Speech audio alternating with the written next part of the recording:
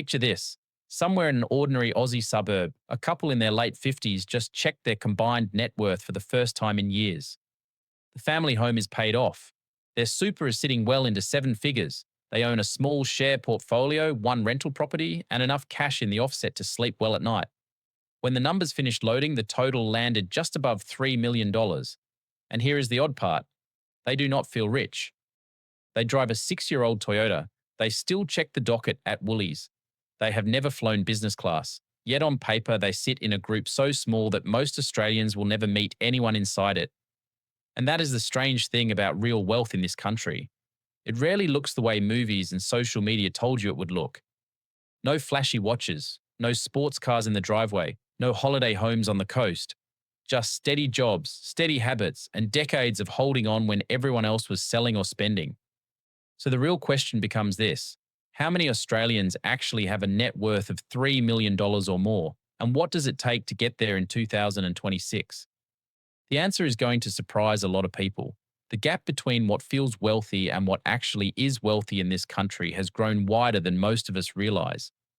And if you want to stay on top of what's actually moving the markets that affect your wealth, today's sponsor MyTrade can help with that. MyTrade is an award-winning ASIC-regulated CFD platform founded in Melbourne, giving you access to over 1,100 instruments.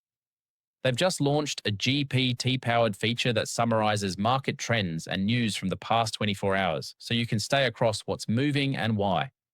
And for Aussie users, you can start with as little as $20, which makes it one of the lowest entry points for any trading platform in Australia. Links in the description and pinned in the comments. Thanks again to MyTrade for sponsoring today's video. Let's start with the raw numbers. According to the UBS Global Wealth Report released in June 2026, Australia is now home to close to 2 million US dollar millionaires. In Aussie dollars, that means around 2 million people hold at least $1.5 million in net wealth. So being a millionaire in Aussie terms is now closer to normal than rare, especially if you own a home in a capital city and have been putting money into super for 30 years. But $3 million is a whole different league. The latest ABS data from March 2026 shows total household wealth in Australia has now hit $19.2 trillion. KPMG's May 2026 modelling breaks that down further. The average Aussie household is now worth $1.56 million. But the median, which is the honest middle point, sits at just $700,000. That gap tells you everything. A small group of wealthy families is pulling the average up while half the country sits well below it. Once you know the middle, the top makes more sense.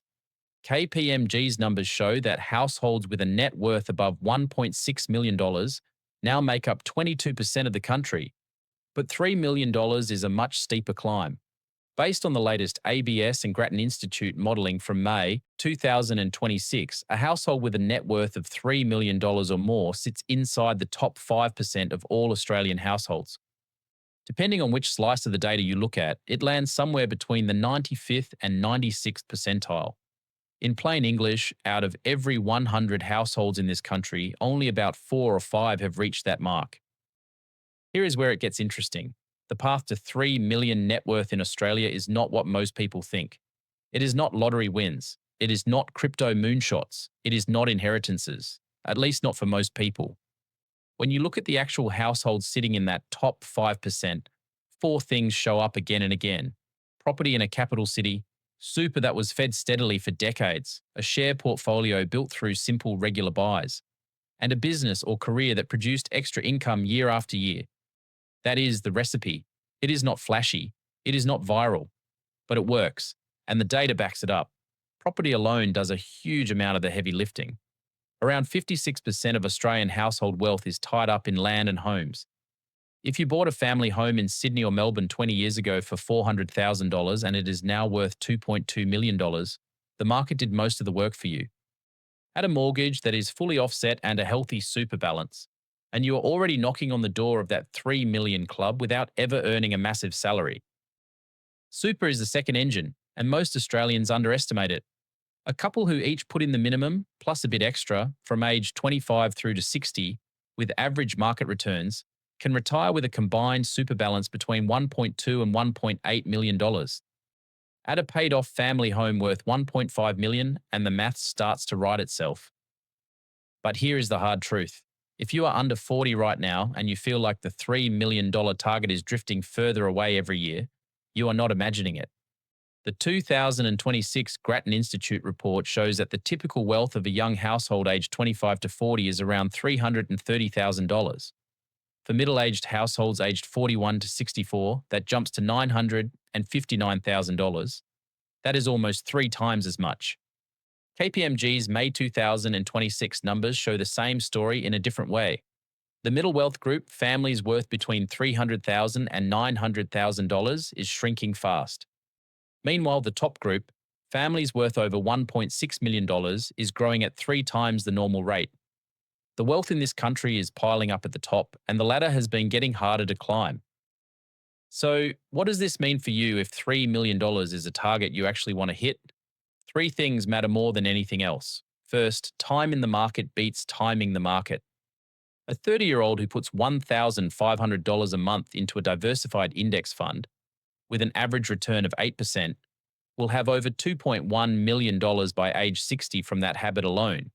Add super, add home equity, and $3 million becomes real without needing a huge income.